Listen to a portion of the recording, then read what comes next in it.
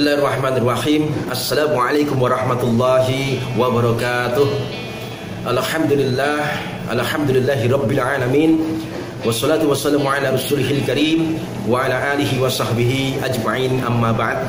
Salam sejahtera semuanya, terkhusus kepada para ketua DPD dan DPC Lembaga Anti Narkotika se-Indonesia yang senantiasa saya banggakan dan cintai. Penting saya sampaikan pada kesempatan kali ini bahwasanya negeri kita tercinta masih dalam kondisi status darurat narkoba, di mana tak satupun kota maupun kabupaten di wilayah negeri ini yang bersih dari kasus narkoba. Kita sebagai pecinta NKRI yang sama-sama memiliki tanggung jawab bela negara tentu sangat-sangat tidak rela apabila negeri kita terus-menerus masih dalam cengkeraman penjajahan narkoba. Kita juga sangat-sangat tidak rela apabila generasi penerus bangsa kita senantiasa terancam menjadi korban kejahatan narkoba yang telah merajalela di mana-mana.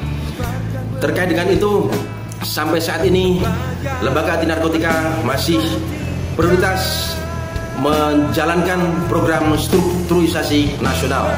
Bagaimana seluruh kepulauan, provinsi, kabupaten, kota, kecamatan, kelurahan, desa, RW se-Indonesia ini wujud strukturisasi LAN yang mana akan secara otomatis, secara maksimal memangkas ruang gerak peredaran gelap narkoba di seluruh Indonesia. Ini kita perlu kerjasama sungguh-sungguh dan sungguh-sungguh dalam bekerja sama. Maka pada kesempatan kali ini saya sangat-sangat berharap bagaimana agar setiap DPD itu minimal segera membentuk satu DPC dan setiap DPC segera minimal membentuk satu DPAC. Dalam rentang waktu efektif sebelum Desember 2020 ini, targetnya para penerima mandat DPC maupun DPAC yang baru tadi sudah bisa menerima legalitas SK dan sebagainya untuk segera menjalankan program penanggulangan bahaya narkoba bersama Lembaga Anti Narkotika di daerahnya masing-masing. Mari sama-sama kita ambil berat, walaupun sebenarnya ini tidak terlalu berat, sesuai dengan ukuran rasionalisasi kita, yang mana di Indonesia ini sesuai survei setidaknya ada 100 sampai 150 KK di setiap RT. Nah, yang mana dalam satu RW ini terdiri dari sejumlah RT. Artinya ada sekian ratus atau bahkan sekian ribu orang yang ada di setiap RW. Di awalnya dalam bentuk struktur LAN ini kita memerlukan 50 orang. Nah, sehingga kalau mengambil 50 orang dari sekian ratus atau bahkan sekian ribu orang ini, tentu kemungkinan besarnya akan jauh lebih mudah. Saudara-saudara sekalian, pintu gerbang utama dari program strukturisasi ini adalah silaturahim. Ya, bagaimana kita membangun komunikasi yang baik, mengkomunikasikan baik-baik perihal Lembaga Anti Narkotika ini. Insya Allah kepada siapa saja yang dia ini cinta NKRI, yang dia punya semangat bela negara, yang dia ingin Indonesia bersih narkoba, ingin generasi penerus bangsa ini selamat dari ancaman kejahatan narkoba, tentu akan sangat welcome, siap menyambut baik program penanggulangan bahaya narkoba atau PPN yang telah disiapkan oleh Lembaga Anti Narkotika. Nah, maka kunci utamanya adalah komunikasi, dan selain itu jangan terpaku hanya kepada orang-orang yang sudah dikenal saja. Yang belum kita kenal jauh lebih banyak, ada sekian ratus bahkan sekian ribu orang di daerah kita yang belum kita kenal. Maka bisa jadi ada orang mengeluh seperti ini, wah susah di daerah kami ini orangnya apatis, tidak terlalu respon dengan program-program semacam ini. Nah, mungkin saja dia baru ketemu 1, 2, 3, 4, 5 orang saja, sementara yang sekian ratus sekian ribu yang lain belum dijumpai. Allah Subhanahu wa taala berfirman, diciptakannya kita ini berbangsa-bangsa dan bersuku-suku untuk saling mengenal. Nah, maka dari itu jangan terpaku yang sudah dikenal saja. Nah, aktif kita kenalkan diri kita dan kenalkan program Lembaga Anti Narkotika ini kepada seluruh warga NKRI. Tak kenal maka tak sayang, karena tak sayang maka lemah dalam perjuangan. Maka kita harus aktif dalam urusan mengenalkan ini. Nah, kita kenalkan program PPN ini kepada warga NKRI. Dengan niat sungguh-sungguh, insya Allah akan ada banyak jalan. Tapi kalau memang dasar kurang niat, ya akan muncul ribuan alasan. Itu jangan sampai terjadi. Saudara-saudara sekalian, sampaikan kepada para termandat bahwasanya isi surat mandat se-Indonesia dari Lembaga Anti Narkotika ini redaksinya sama dan isinya sama, tidak ada yang beda. Paling yang beda hanya nomor suratnya, tanggal suratnya, nama termandat dan daerah termandat, itu saja. Tapi isinya sama, yaitu mengamanahkan kepada termandat untuk membentuk struktur Lembaga Anti Narkotika di daerahnya. Jadi surat mandat tidak sama dengan surat penunjukan seseorang menjadi ketua LAN. Ini salah besar. Mengapa kita terapkan sistem yang demikian? Karena realistis, kami di pusat ini sama sekali tidak tahu siapa dan bagaimana seseorang di setiap daerah. Yang paling paham siapa yang terbaik di daerahnya adalah orang-orang yang ada di daerah tersebut. Maka dari itu, setelah minimal terhimpun 50 orang, silakan bermusyawarah untuk membentuk struktur yang terbaik.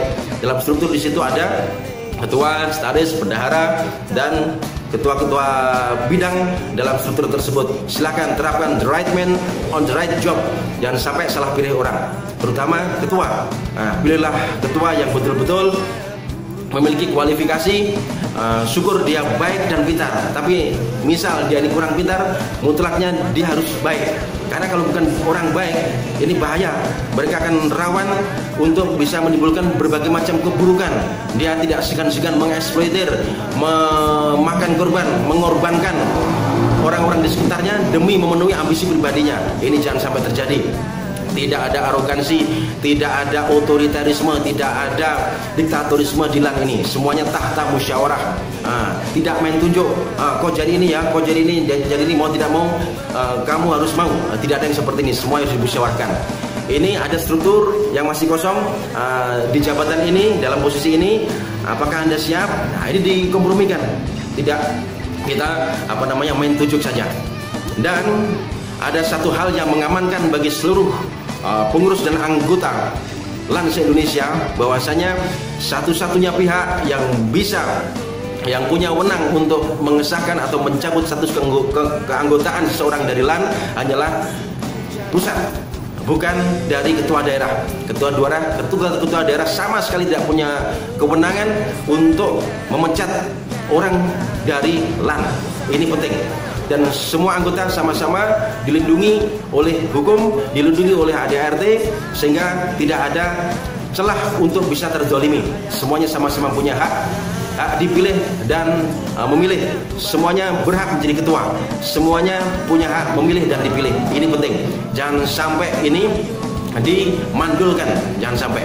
Kalau sampai ada penyimpangan apa saja yang dilakukan oleh orang-orang di daerah, agar tidak segan-segan melapor kepada kami, langsung kontak 081 7044 1015. Insya Allah akan segera kita follow up.